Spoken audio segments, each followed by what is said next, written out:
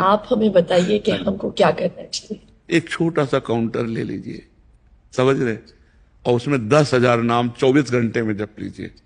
क्या रहता है अंगूठी में? राधा राधा राधा राधा। और फिर आप देख लीजिए, हर परिस्थिति को मिटिया मेट करके परमानंद में निमग्न करने वाला प्रभु का नाम है।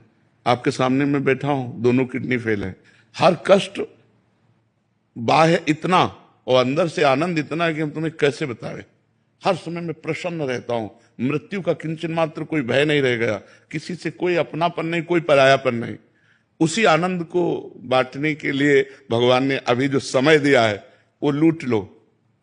ये बाजार है, परमानंद की बाजार है। अगर लूट लो, संतों के वचन मान करके चल लो तो मंगल हो जाएगा, और नहीं तो भगवान के नाम, भगवान की लीला, भगवान की कथा, वो सब अर्थ प्रधान हो गया है। अध्यात्म कभी बिकता नहीं है, और जो बिकता है वो कभी अध्यात्म होता नहीं है। बिकने वालों से जगत का परिवर्तन नहीं होता। जगत का परिवर्तन होता है जो स्वयं परमात्मा में बिक गया और केवल परमात्मा ही उसकी दृष्टि है।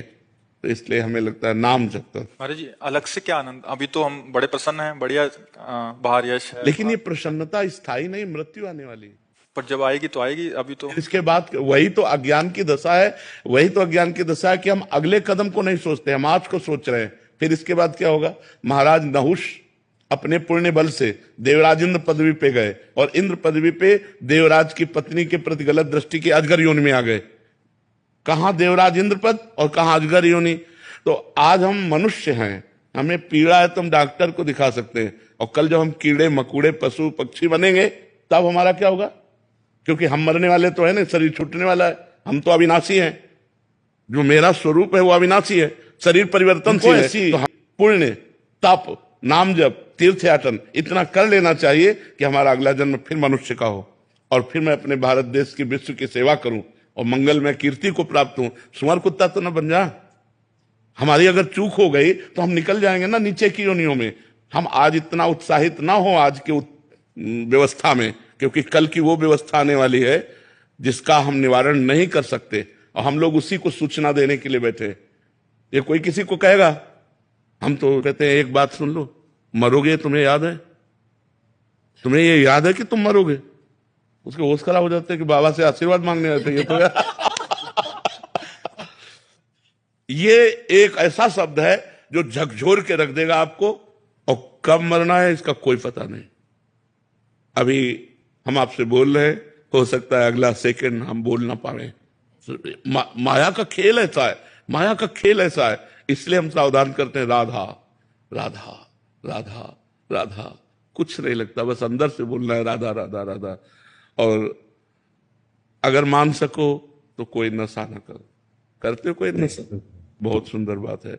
और एक मैं कहना चाहता हूँ प्रेमानंद जी का, मैं पिछले 2 साल से आपको फॉलो कर रहा हूँ, और सोशल मीडिया पे तो चाहे, और जो मतलब मैं जब आ रहा था यहाँ पे सोचा था कि मैं क्या पूछूं, सब एक सवाल पूछते हैं, कुछ पूछना चाहिए। तो जो भी सवाल मेरे मन में आ रहा था, अगले दिन उसका आंसर मिल रहा था आप ही के थ्रू इंस्टाग्राम पे। तो आज का यूथ और जनरेशन सब आपको फॉलो कर रहा है, और आपके जो आप ज्ञान देते हो इतने हेल्पफुल है आने वाली पीढ़ियों के लिए। तो मेरे पास कोई सवाल नहीं है, बस मैं इतना कहना चाहता हूँ कि मैं जानता हूँ पिछले 10-20 साल से किडनी फेल के साथ चल रहे हो। जी। मैं आज कहना चाहता हूँ कि कभी मैं आपके काम आ सकता हूँ, तो आज एक किडनी मेरी आपके नाम। नहीं नहीं नहीं नहीं, तुम स्वस्थ रहो, सुखी रहो, प्रसन्न रहो।